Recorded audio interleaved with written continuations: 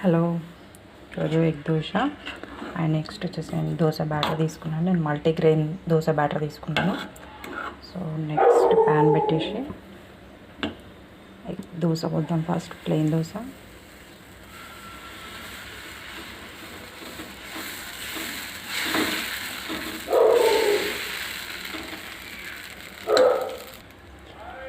ఒక plain egg పోసానండి, ఒకటే egg పోసాను. నెక్స్ట్ వచ్చేసి కొంచెం చిల్లీ పౌడర్, కొంచెం ధనియా పౌడర్, కొంచెం సాల్ట్, నెక్స్ట్ ఆనియన్స్. సో దీన్ని స్ప్రెడ్ చేసుకోవాలండి.